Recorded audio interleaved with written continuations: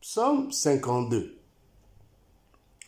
Yo moto monene ogangelaka bato ya malamu po na nini ozali komikumisa na mabe na yo. Monoko na yo ezali kopela lokola mbeli, olukaka bobele kokosa pe koboma bato.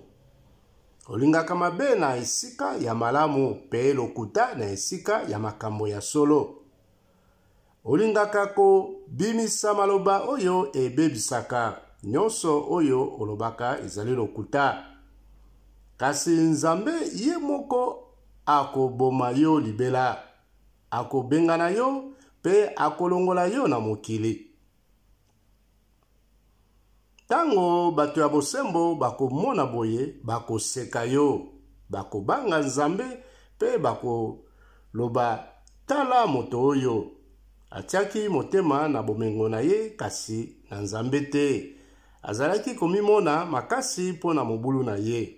Kasi ngai nazali lokola nzete ya olive ya kitoko oyo ebota na lopango ya Nzambe.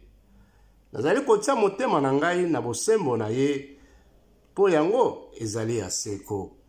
Oh Nzambe, tango nyonso nakopesa yo merci po okoteli ngai Nzambe na ngai, nakotia motema mobele epai na yo.